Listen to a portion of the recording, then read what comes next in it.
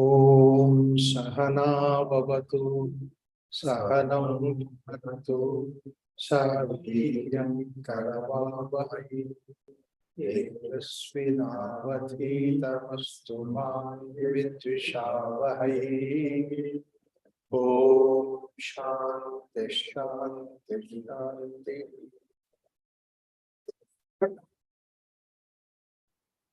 So we should celebrate congratulations on the landing on the moon so successfully.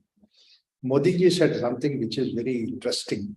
He said there is a nursery rhyme which is called as Chanda Mama Dur Ke.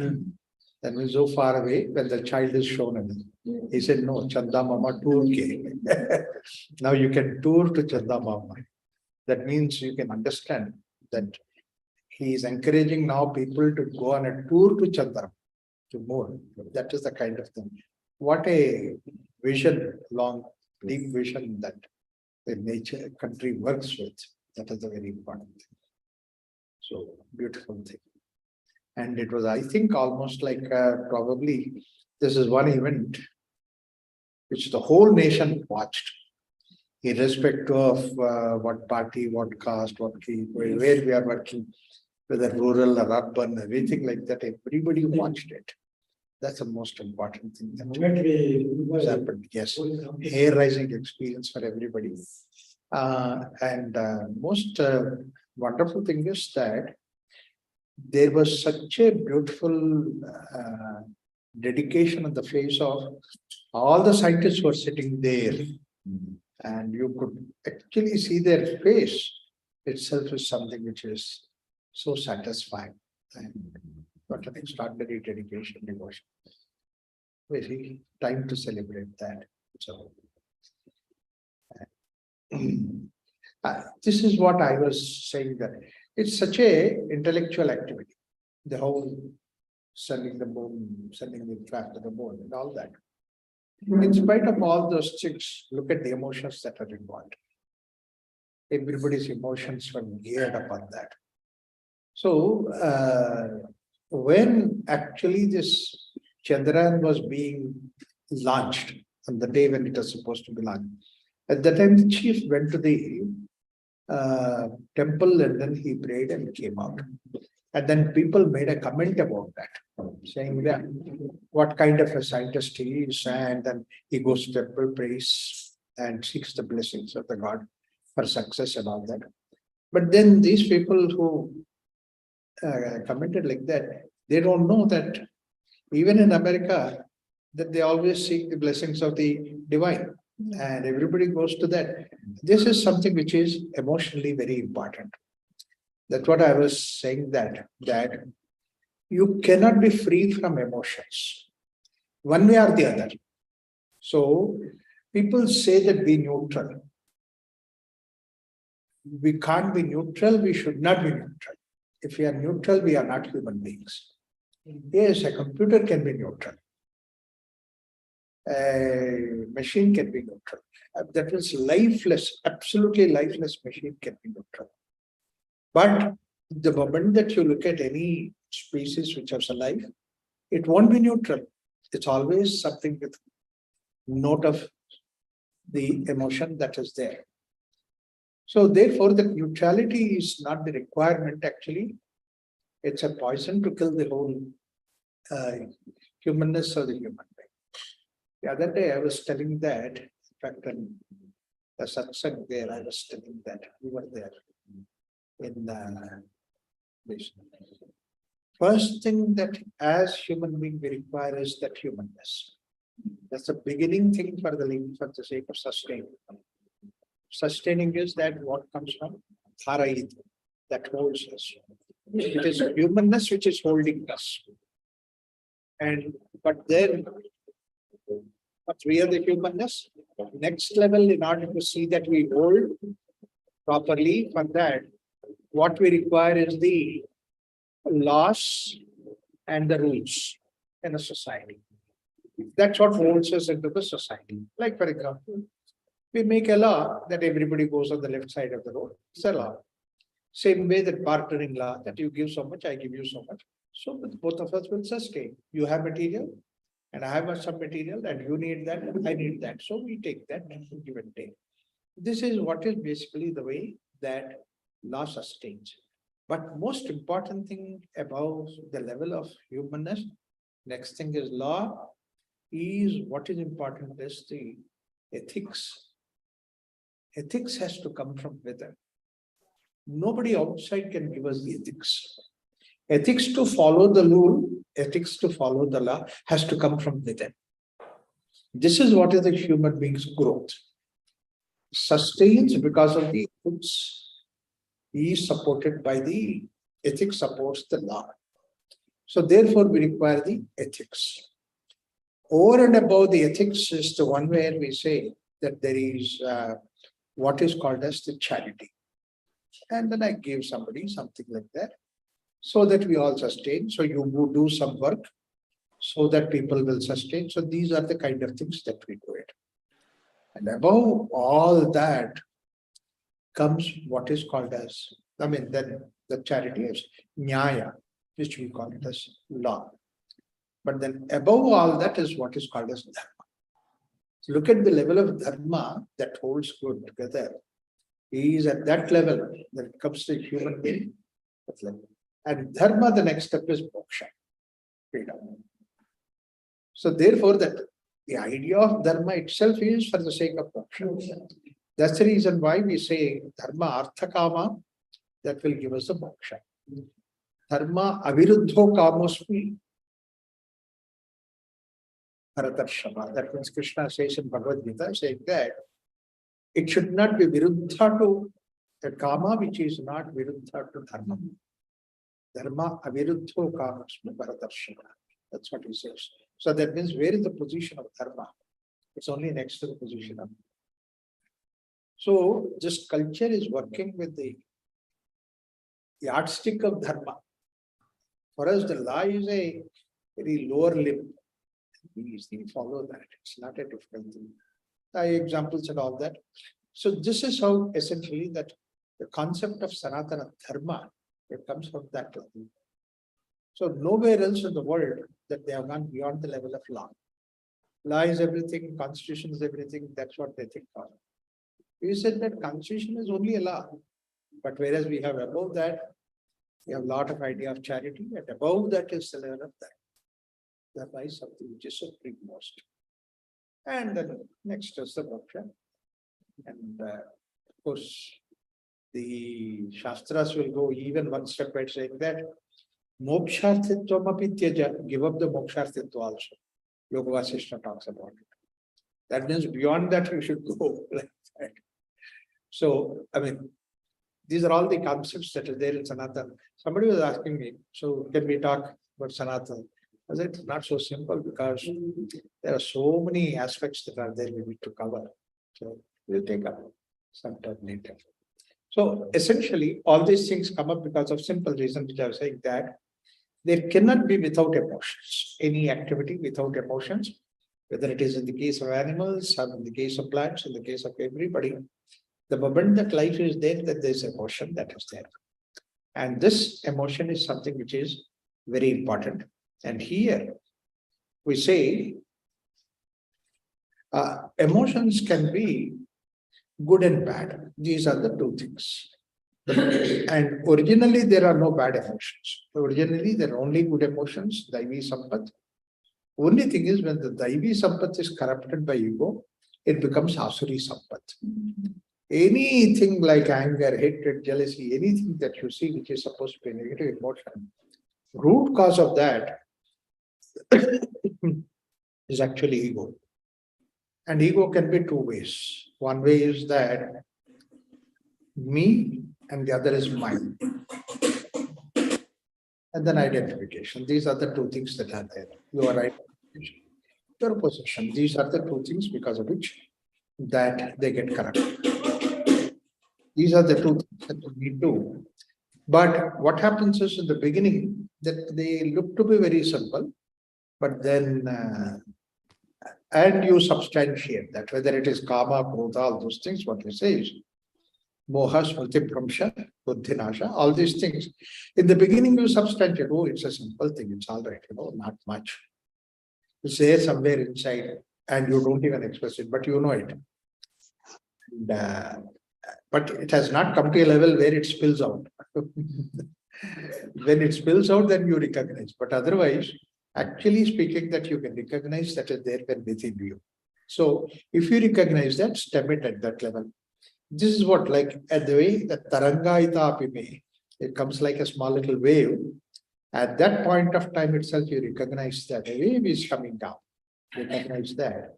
And you can recognize whether the wave is something like bad or the good. It's born out of ego or out of not ego, but it is a divinity that is there, the original emotion that is there. But it is always there. You cannot think of neutrality. Neutrally will not be there. So therefore, if it is not neutral, then you have to put it in the positive way. Only. That's the only way that you can do it. Samudrayanti. By the time it becomes, why the concept of Tarangaita Apime, in the river that there is a wave, to the ocean that it calls about, is that at the level of river, it's a very useful, pleasant, sweet water. But the moment it comes to the ocean, it is basically a salt water. You can't even drink it. So when it becomes like that, it becomes very difficult.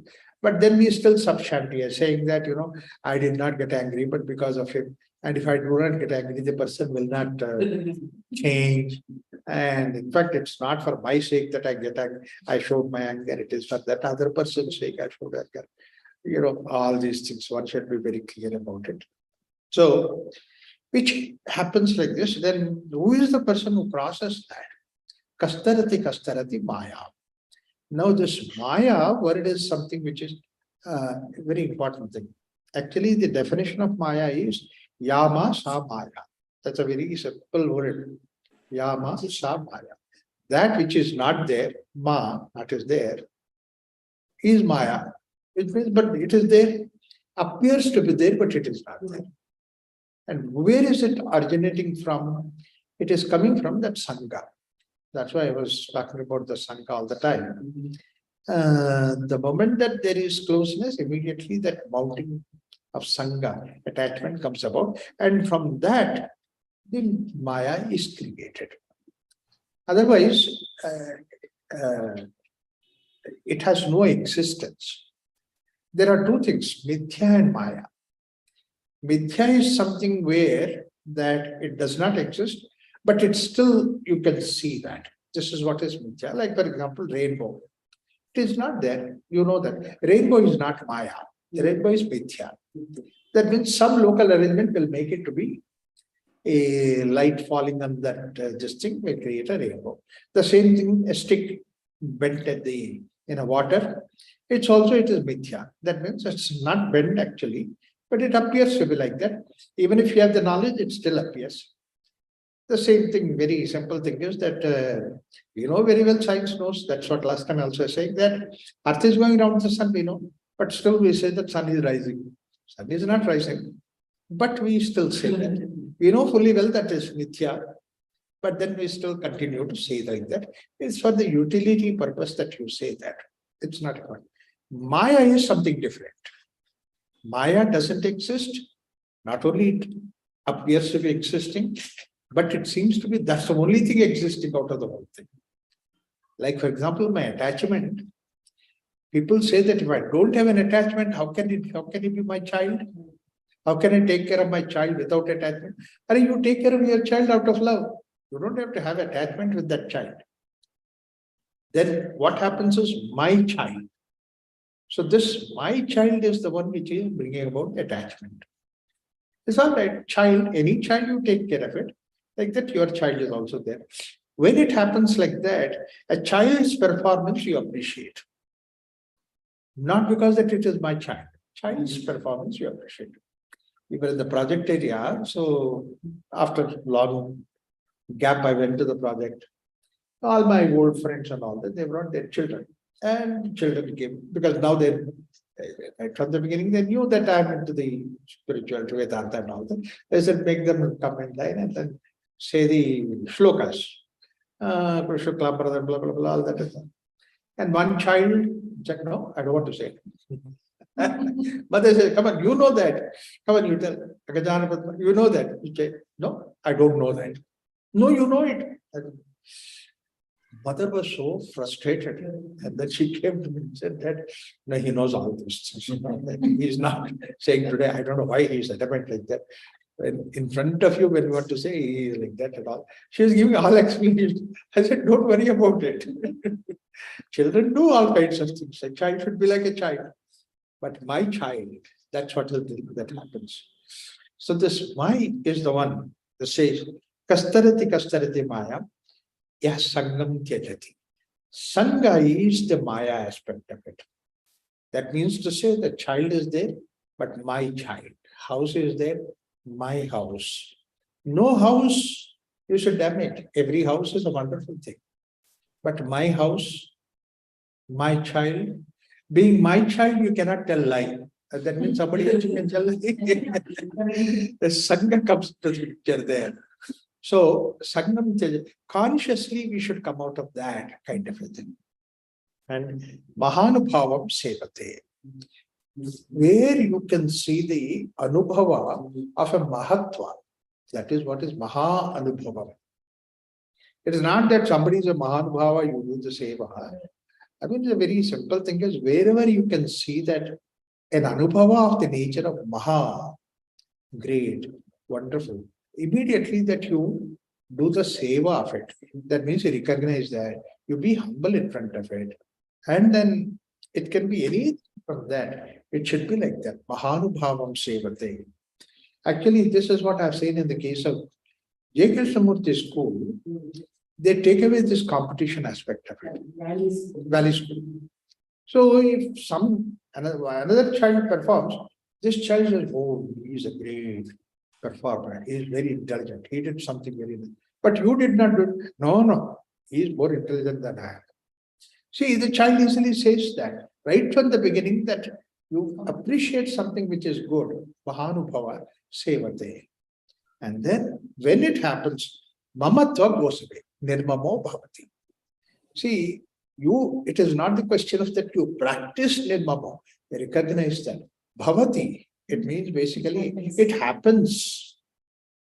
It clearly happens in front of you. The moment that you keep yourself in that way. Oh, it's very important thing that we try to give up mamatva. Not mine, this, that. Then what happens is that you are supposed to take care of it, that you neglect it. You take care of it, it is there. Then mamatva is not there. It's all right. Nirmamo bhavati. That's why he uses that word called as bhavati. It happens to you. Suddenly you realize that way. That every child that you appreciate, every house that you appreciate, every vehicle that you appreciate, it need not be that yours. Mamatva should not be there. Mine should not be there. This is what is the idea that Ishavasya Upanishad starts with. Ishavasyamidam sarvam. Everything belongs to God. Nothing belongs to me. It's a very beautiful shloka. Because basically that even the house, do you say that house belongs to you? No. In fact, you built the house. If the house has a consciousness of its own, then the house will look at you that not as a master. You are my servant, you built me. So the house will say that, you built me, that you are my builder. So that means to say you are working for me. Not that I belong to you, you belong to me. This is what is the idea. From that level, when you go to the dog in the house, you become slave to the dog, not that dog becomes slave to you. So mamatva, where does it come? There is no question of mamatva. It is there. When you are there, the world is there. When you are not there, world continues to be there. How many people have gone in this world? And the world has been there. That's why Ramakrishna Paramahansa gives an idea. God laughs, suddenly he gets a laugh. Why? Because a piece of land, you place a mark of it and then say that this land belongs to me. And then this land was there even before you came here. Before even you bought this land was there. After you die, this land will continue. and this is more permanent than you are. And then you say this belongs to me. So God says he laughs. Hello. Or even you came. But this mind. I'm not able to hear you well. Can you Why fix your phones or actually that the idea of I becomes. Okay, I had placed order for 3 bags of 5 kilos each, thoughtful Sona Masuri raw rice. So the more and more of my is there, I become stronger and stronger. So I want to establish the strength of I. That's the reason why Mama becomes, including even God is also my God. You belong to the God or God belongs to you. This is what Swami Vivekananda's story in Somnath temple, that where he looked at the Divine Mother statue and then beautifully carved out of granite and nice pleat of sari and ornaments at the feet, everything comes to the waist, and a nice wonderful ornaments around her waist and the neck and all that, and then comes to the head. Head was lying down, cut off. This Muhammad Gori Ghazni has cut off that. He got so much angry and upset and disturbed. Said, Mother, if I were there at that time, and Muhammad Ghazni has come, I would have protected you. With that idea, I said, if I were there at that time, as if something hit him on his head, he went into the trance and said, what did you say? If you were there, you would have protected me. Who protects who? Do you protect me or I protect you? So don't own me, but serve for me. Yes, you felt very bad. Now what is that you can do it? Revive this culture, that you do it. With an idea, she said, who protects who? Ekanda became humble at that time. He said, now onwards I serve the culture, something like that. So this is what Mamo Mamatva will not be there. Nirmamo Bhavati, it happens like that. That is what we should be careful to recognize, that Mamatva is coming up or Mamatva is dropping. See, these are the two conditions that are there. Mamatva comes up immediately. The reason for Mamatva to come up is when you have a complaint. If you don't have a complaint, Mamatva does not come up. Everything is wonderful, everything is beautiful, fine. Like, for example, everybody says that, oh, this program is so nice. You know, the team of Yoga Bharati is excellent. And a nice, wonderful team, good program, good nice. We all enjoy all that. In between, somebody comes and says, what is this kind of program, you know? Could you not do something better? You immediately feel upset. My Yoga Bharati program? Mama comes into the picture. Mama, I and my can only bring about negativity. Only brings about negativity. The moment that there is negativity, that's what we need to see. Yo vivikta sthanam sevate, yo loka bandhamun moolayati, nistraigunnyo bhavati, yogakshemam tijati. This is 47th sutra. It says, vivikta sthanam sevate. Vivikta sthana, we say that go to this seclusion and go into the forest and be all yourself. Actually, that's a very coarse meaning. That's an external meaning. In the beginning, yes, we need to have that. It is like the way that when in the beginning in the school, the handwriting the child is learning, that he will have ruled pages where they can write it, come from within the rules. But you can't give the rule notebook till the, when you go to the college level. Of course, yeah, some people require that also at the college level. But you need to outgrow that. So, Vivikta Sthana outside is only like the way quarantine in the beginning. Life cannot be quarantine. In the beginning, that you need to look at it. Because otherwise, you don't have an experience of being all alone, all by yourself. In fact, that's a very important thing, because even outside that you are alone, that you always miss a company. That's always there. That's why, yeah, I went to the forest. It was beautiful. Next time, both of us will go together. It's a question of aloneness. That shows that you're already missing somebody. Connection. So, Vivikta Sthana is consciously that you be all by yourself. just don't have anything else. But this is only the preparation. This is only quarantine. This is only the beginning. But then later on, the Vivikta Sthana should be there inside. That means you may be in the crowd, you may be in the city market, but you should have that feeling that you are alone. Nobody is there with you. They're all there around you. They're all outside of you. Even the best person that is there should be outside of you. Right, friend, everything is nice. But I'm alone. Actually, when I was in Indian college, then this short commission that they do the interview. So in the interview that I passed physical test and all those things, I passed and all that. And when it came to finally psychological test, that was the last one. If I had cleared that, I would have gone to army. There was no this NDA, National Defense Academy admission. So at that, what happened is that interview, myself and my friend, we both were interviewed together.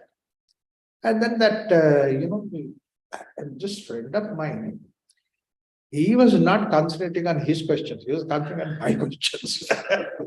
I don't know why he tried. So my person, he was asking that, so how many enemies do you have? I said, I don't have any enemy. I don't have any enemy. All are friends. What do you mean by that? Somebody must have cheated you, somebody did this, somebody did that. No, I mean, they might have cheated in one incident, but that's over. Now I don't give them any room. So therefore, I don't have any friends or enemies at all. All are my friends. I know where I have to keep what and all those things. Then that fellow is listening to me. Now, how many friends you have? I said, everybody is my friend. No, you can't say everybody is friend. There should be some special friends will be there.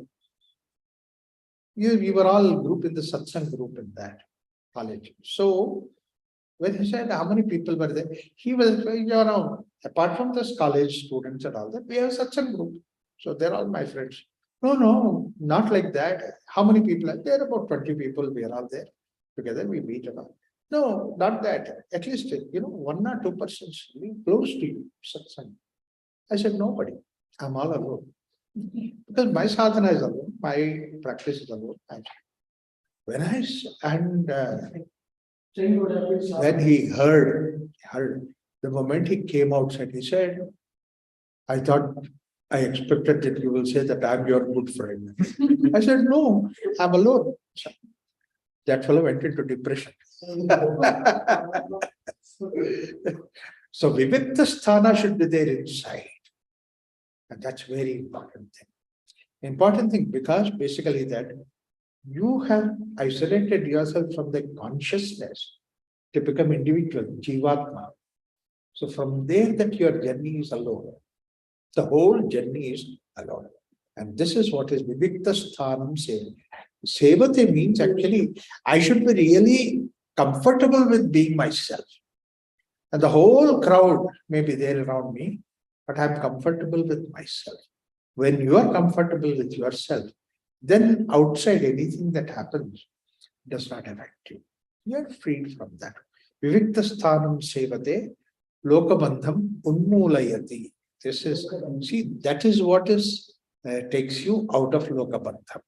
Unless until that you have that Vivikta Sthanam Sevate, Lokabandham Unmulana means that Lokabandha leaving you behind will not happen.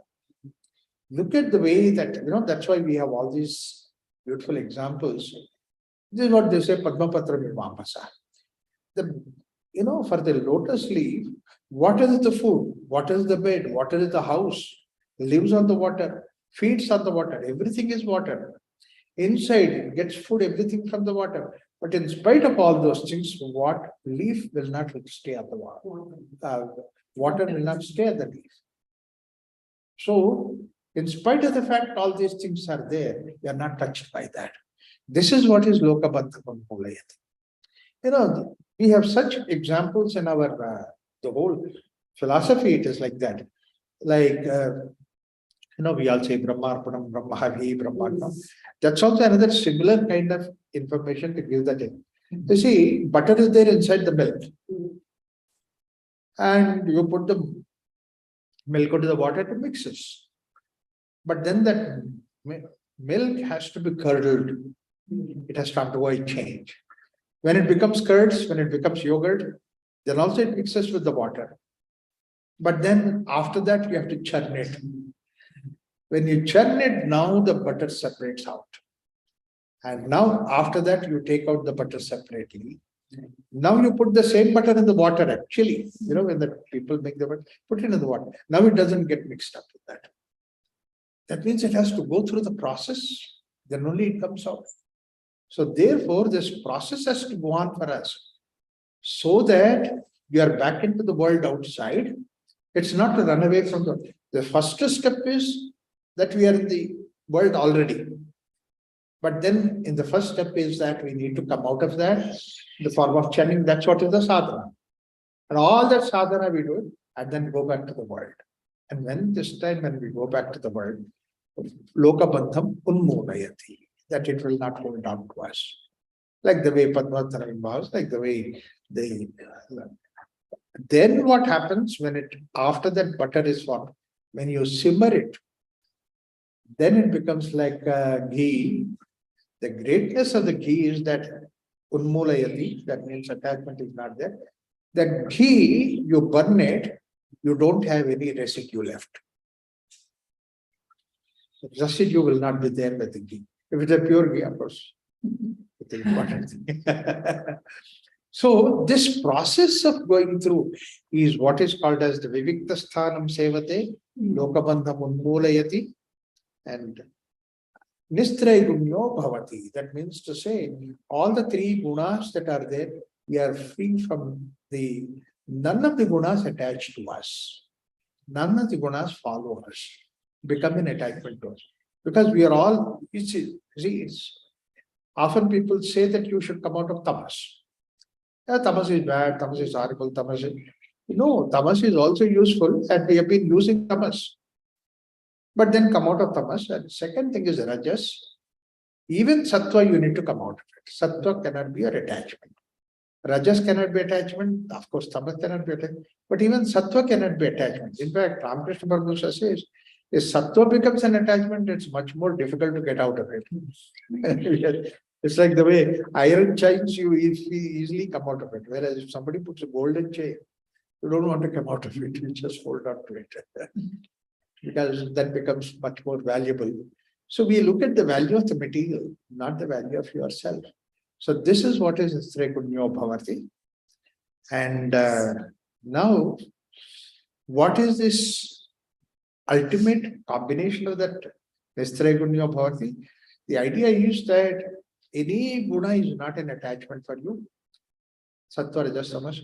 It's a very important thing, because the people who are in the Tamo guna, for them that there is no big world actually, that they'll be doing an activity. They are not intellectual, they don't use all those things. So it's easy to come out of it. Tamo guna, it is very easy to come out of it. And then we evolve also. Then Rajoguna is there. Yes, there is an effort. So there is a great ego is there in Rajoguna, because I've done it, I'm doing it and all that. So to come out of it, it's really, but of all these things, Sattva-guna is much more difficult. Though there's a very important idea about Sattva-guna is that they say that if you belong to Sattva-guna, you should be able to take up the activities of Rajas and Tamas wherever it is necessary. You should have that freedom to take it up. That's the reason why Rajas is Kshatriya, whereas look at the way Dronacharya is a Brahmana. But he took the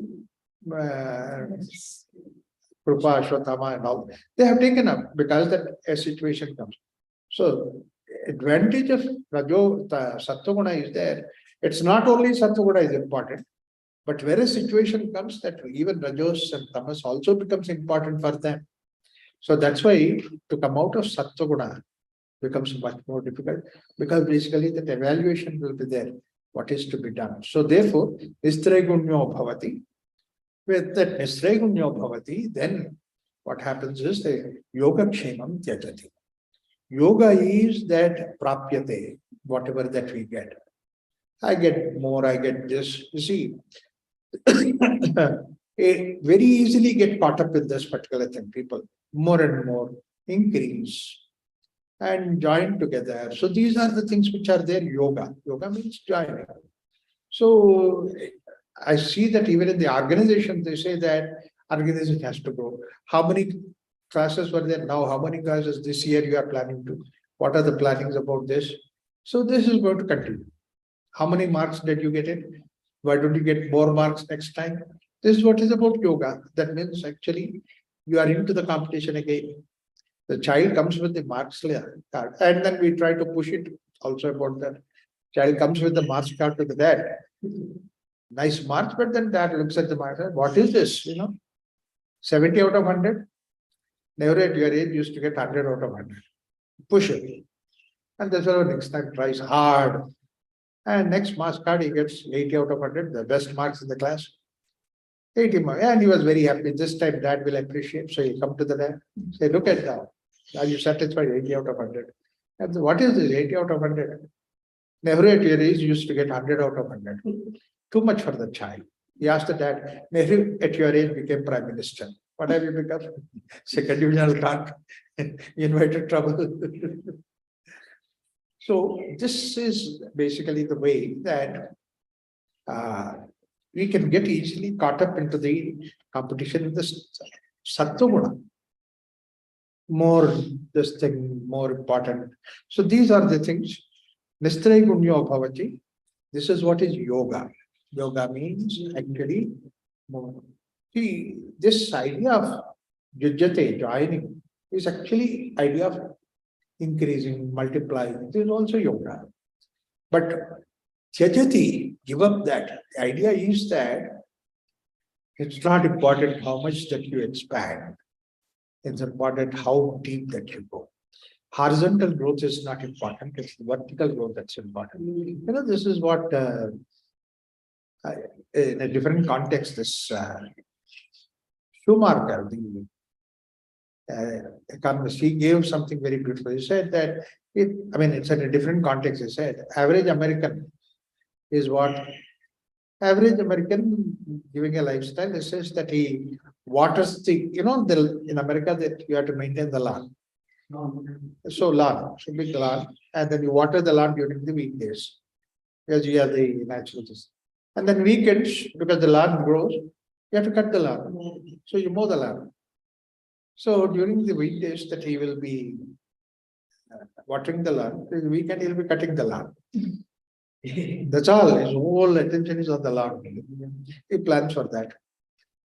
But Schumacher idea is not about the lawn. He said that the whole culture that we developed is something which will not allow you to grow beyond 1 inch above the ground level. It will not allow you to grow above it. So that means to say it is all about the material world is all about the horizontal growth. Whereas Vedanta is the vertical growth. What we are looking at is not, it's all right, small little simple things we have. But that we are not going to. We are going to go to the depth. This vertical growth is something which is very important. That is why I think they say Jack of all, master of none. Yes, master. Right, exactly the same thing. So, Nistraya gunyo bhavati, yoga kshemam tyajati. This is what is about yoga. Kshema. Kshema is protecting ourselves. There is an idea of protecting means basically that whatever that is there, we try to take care of it. We try to take care of it because it's material. You try to take care of it because you are a human being and that's material, you take care of it. Not because it belongs to you. See, there is a subtle way of looking at it. One way of looking at it is, this is my material, so I take. No, it's not your material. Any material that you take care of it. Kshema is something which happens that way. Because that the responsibility of a higher consciousness is to take care of the lower consciousness. So that's what is the way that you take it. Tyajati, that means don't adapt. If it is mine, I take care of it. Otherwise, I don't take care of it. So it is not like that. So my colleague in office used to say that, "Kya paper office ka hai, jaane do." Light, switch off the light because it's fan. No, it's all right. Office ka hai. And that too, we are producers of power. There is so much of authority on that. Yoga kshemam tyajati. Ya karma palam tyajati karmani sanyasyati. So first thing is karma phalam tyajati. This idea of karma phala, the idea of karma phala is not that karma is there, phala is there. If you look at from a higher pedestal, karma phala is a continuation of karma. Phala belongs to the karma itself. It does not belong to you. The phala belongs to the karma itself. So give that karma phala to the karma itself. Leave it with that. This is what is the first idea of karma phalam tyajati. A lot of people mistake that, saying that, okay, I don't have to do it because that I'm not interested in phala. No, if you're supposed to do it, do it. You take care of all those things. But at the same time, that don't have the ownership of karma phala. It happens. In fact, this message was there in our culture so much that earlier kings, when we used to read in the history books, that he had put so many fruit trees around the path, the road. Who gets the fruit? The fruits will come. The tree will have fruits, and then whether it is passerby or whether maybe a monkeys or something like that, they eat. That's what is the idea. So let them eat. See, karma phala is not for me. Karma phala belongs to karma. Recently, that I heard somebody from Khammam, in our place. He said he heard that the forests are denuding, so therefore he has to put the forest. So he used to put these forest trees in the forest. Suddenly, one day it occurred to him that all these forest animals, monkeys and all that, come into the city. Why do they come into the city? Because the forest will not support them. Then onwards, he did a beautiful job. He went to the fruit shops, collects all the potatoes and all that, collects all the seeds of whatever fruits that are there. He said, I just collect it.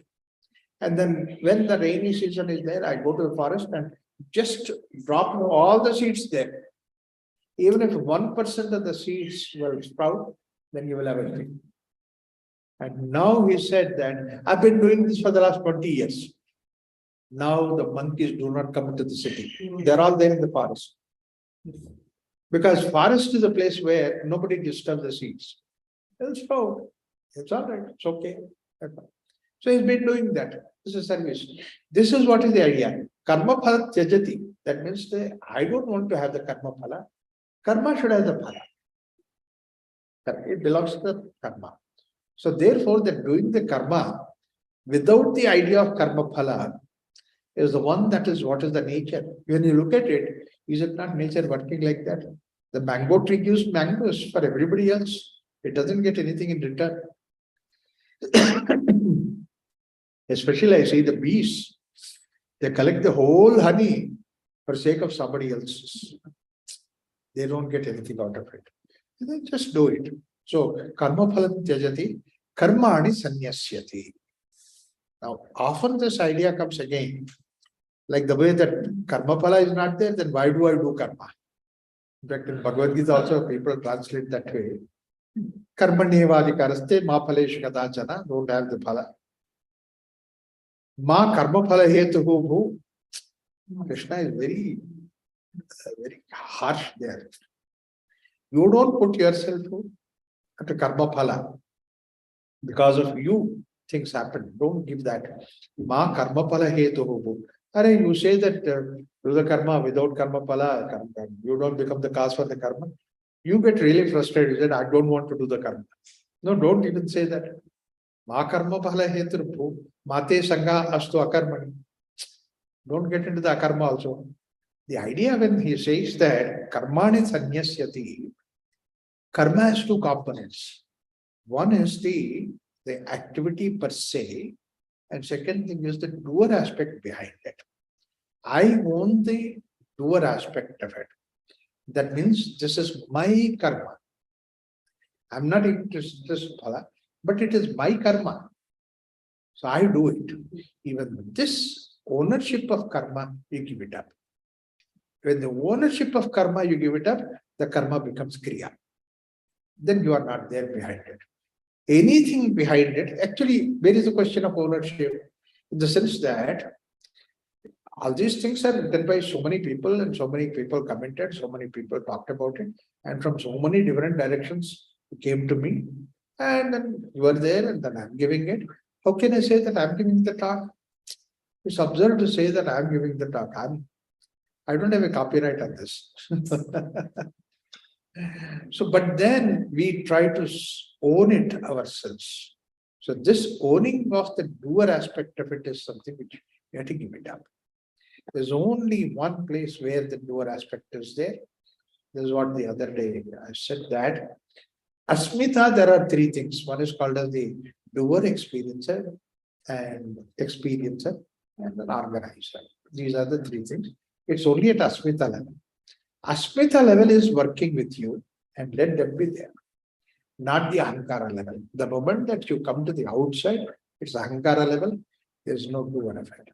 This is what is the level of Ahankara level, you give it up. That's why Yoga Kshemam Chadati, Yah Karmapalam Tyajati, Karmani Sanyasyati, Tataha Nirdvando Bhavati. Dvandva, at various levels it is there. Karma and Karma Phala Dvandva, I do it, somebody else does it outside. The Dvandva. The second, another deeper Dvandva is that I am separate from the nature. There's also a Dvandva. So there are so many different Dvandvas coming to the picture. In the moment that you think of any activity anywhere that you are, in the world you are interacting, Dvandva comes about it. That Dvandva Bhavati. Really, that there are bhaktas who say, who don't have this particular Dvandva aspect anywhere in the nature, anywhere in the creation. So they just do the activity like the way that all that whatever that's way. There was one elderly lady, very saintly lady. I saw in North India. And we were all sitting, and then she was also sitting there. And then it was very sultry, it was very hot. And then somebody said to her, Amma, why don't you pray God so that he can send wind? You please understand. He can send the wind for us. But she said, Acha Baba. And she said, Bhagavan, Baho. Then you blow. See, the Dvandva that God does something. No, God himself becomes the wind. Bhagavan, Baho. Wow, that was big revelation. It was like that. Dvandva is not there. The wind and the blow, there is no Dvandva. Fire and the burning, there is no Dvandva. In the nature, there is no Dvandva. But we create that Dvandva. At how subtle level that we create this Dvandva. When we create that way, then we always get caught up in that. That's why Nidvando Bhavati, it also happens. These are all the things. That's why I was thinking of that in the first sutra itself, it says that Bhakti Vyakhyāsyāma. That means what we are talking is that Bhakti is happening. Only thing is we are elaborating that. Vyakhya is elaborating to understand it. So that's why everywhere he uses very careful, Narada. He doesn't view these things as sadhana. You have to do this, you have to do this. No, that happens, you recognize in your own experience it is happening. Nidvandho Bhavati. And once that happens in the next sutra, Vedānapi Sanyasati Kevalam Avicchinnānurāgam Labhate. Vedānapi Sanyasyati. He gives up even Vedas. In fact, if Dayanand Saraswati, Dayanand, the original, he will be angry with us because that he is strong about Vedas. Vedas have to be established and all this. He says Vedas you should give up. Which bhakta is after Vedas? He is not after Vedas. Actually, it is not the question of these texts which are Vedas. Vedas are very important because that they are the collected ideas of people, experiences that are there. That was this culture. It's all written in the Vedas. Ultimately, literature about our culture is there in the Vedas. 4 Vedas, they are important. Upavedas, etc., etc. All those things are important. That means to say somebody's experience, I borrow it. Somebody's ideas, I take it. And I work on that. Vedanapi sanyasyati basically means that, are you looking at the evidence from outside or guidance from outside? No. Look into yourself, your own experience. When you look into yourself, that is what the idea called as the Vedanapi sanyasyati. I'm not doing because somebody else has done it, he has experienced, therefore I am doing it. No, you feel it, you do it. See, it comes from within. No mother is taught before child is born how to take care of a child. It just automatically comes up. No child goes to any schools before born, how to walk, how to do something like that. Where is the mother? All these things. Where is the food available? The child knows where the food is available. It comes from within naturally. So this is what is Vedanapi sanyasyati. That means to say, you can see that when somebody is in the state of that bhakti or love, and that happens, it just naturally that all the other teachings go away, and then you really react the way that your experience is. In fact, in the highest medical exams, my sister-in-law used to say that. Casually, one day we were sitting, Uma, she's a medical doctor, she's MRCOG and MRCP, England, and she was one of the brightest students. And then one day we were sitting and talking, she said, Raghu, in our final MRCP exam, the examiner asked me the question, saying that, if this is the situation, don't tell me this book says that this expert said like that. What you do it? What you feel like doing it? I'd like to assess you based on that. So ultimately what happens is your feeling, your experience inside. How do you see this situation? And then how do you work? That's what important. Vedanapi sanyasyati. A good musician is somebody who comes out of that musical instrument. Musical meters just flows out of him. As once Balamurali Krishna said, one of his extraordinary, wonderful music numbers is this Brihadeshwara Mahadeva. That he went to Brihadeshwara temple, then he sang that. Somebody asked him this question that, did you write, do you write the lyrics first, or do you think that this is the raga that you have to sing, therefore that lyrics come? Do you correct the lyrics and how do you do that? He said, no, all these things automatically come. That means there is no knowledge of music, no knowledge of lyrics, everything is there, it just comes out. That you can see in the case of, Mysore Maharaja's kritis. He fluently uses Tamil, Telugu, Kannada, everything. Very easily. Whatever that comes in just. So Balamurali was saying that, nothing like that. I tell you about that. Then he was conversing with me. He said, I tell you something about the secret. When I went to Brihadeshwara temple, I stood there right in front of it. The bhava came up. And the moment the bhava came up, I just came out with that particular Pallavi. Pallavi is the outer prakara. Then I entered into the first thing, that first gate. Then I looked at inside, Anupallavi gate. Anupallavi is actually next to her. Then I went to the Garbhagudi. Then I got the charanas. Charana is feet. I was walking, every charana was coming like that. And it's nothing, I didn't even know that it is music. It is song, everything. Everything, lyrics, everything came up like that. I didn't even have to correct that. A beautiful thing that is. So this is what is the idea. Vedanapi sannyasati. But then what is that which works? So your knowledge you gave up and all those things. And then you are there. Now what comes up is, that is what I said, that it is the consciousness becomes the bhava.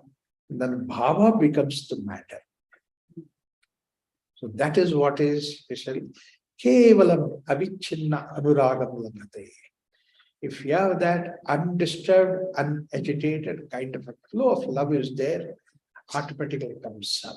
Avichinna anuragam labate. Every activity comes up like that. It doesn't have to be planned. It has no outside references, no knowledge. That's why the musician comes out of music, the lyricist comes out of lyric. Somebody asked Rabindranath Tagore, he must be really satisfied when he died. You have written so many thousands of poetry and sing so many songs and created music and all that. Was a satisfied person. He said, no, I never did all those things. He just came up. So, Kevalam Avichinna Anurag, uninterrupted flow of love that is there, everything flows along with that. Avichinna Anuragam Labade, such a person where he only holds on to the Anuraga, Avichinna Anuraga, undisturbed, undiluted, uncorrupted kind of Anuraga that is there. Any activity, it may be a child care, it may be anything that I do it. Avichinna Anuragam Labate. Such a person is the one Satarati, Salokam Dharayati. See, Kastariti Maya. Who comes out of Maya? All these things he gives and says them. Satarati, Salokam Dharayati. Not only that, he crosses. See, you asked only question who crosses. So not only he crosses, but he makes the other to cross also. Persons who follow him, they also follow the same paths. They cross that. That's what's the advantage of this particular Anuraga. Anuraga is the root for the whole creation. Avichinna Anuraga is the one which brings out all these things. So when once you have this thought in your mind, you see that the mountain is coming out of Anuraga, plant is coming out of an animal is coming. So what is not coming out of Anuraga? So therefore that naturally when you look at them, same kind of a feeling is there with it. You connect with them, not because it's a mountain, not because of this, because of that, but because that's also a product of Anuraga. Creation is, the root of the creation is this Anuraga. This is what Taittiriya Upanishad calls it as rasa. Anuraga is the rasa. So therefore, that Taittiriya Upanishad gives us that sutra, that raso vaisaha, rasam kevalabdva anande bhavati, ohyavanyat kapranyat, yadesha akasha anando nasya. If there is no rasa behind it, where is the question of creation? That rasa is the essence of that. A plant comes out of rasa, a beautiful fruit comes out of rasa. A planet created out of rasa. The whole solar system is created out of rasa. It is basically, that is the rasa, essence which is the birth of that. Satarati Salokan Dharayati. That's what it is. Once you have this kind of person who has that experience, people go to him so that they get that experience. By being with them, that they get that experience. By interacting with them, and this being with them, interacting with them is what earlier he said, that you try to seek the satsanga. Satsanga is where this is what is happening. It just happens like that. That's what is the idea. So we have come to the point where the Tarati and what is Tarada, what is Maya and what is going outside the Maya. It's not that running away from the world, but in this world itself, you can feel. That I said that you can't find God anywhere else. God is here itself. One who can see that is a person who is freed from this particular aspect of it. That's what is the idea. Now, you see, we talked about all that avichinna anuragam. It stops at that level. So, fine, it's good. But what is this anuraga? What is this avichinna anuraga? Do I have that? Is there a way? Can you explain that? That's what is the next sutra comes into. He says that you can't explain it. You fall short of it. You fall so short of it, anything that you do is actually corrupting them.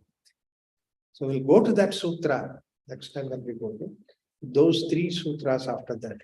Mukha Swatanavatu, Prakashate Kwapi Patre, Gunarahitam, Kamarahitam, Pratikshana Vartmanam, Avichinna Sukshmatava, Anubhava. All these sutras we'll see next time. Thank you so much. Om Shanti Shanti Shanti.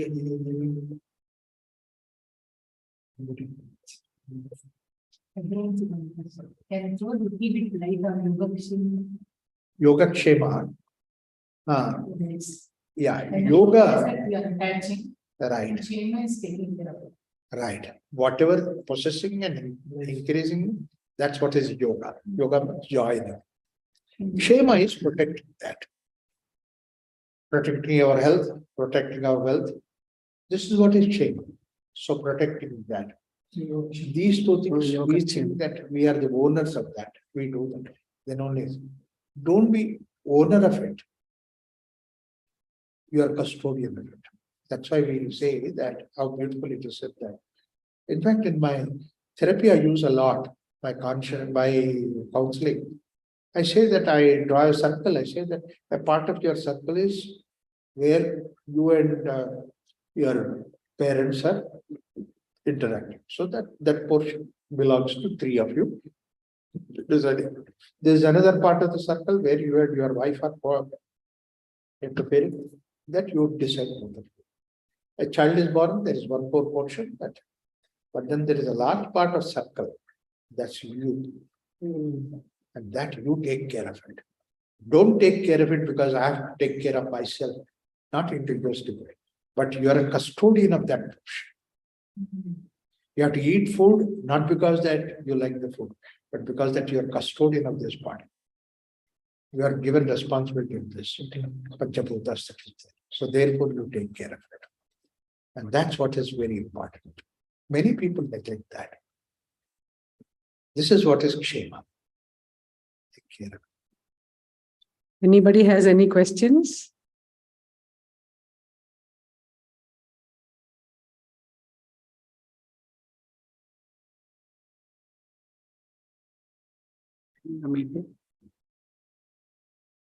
Yeah, thanks, Tom.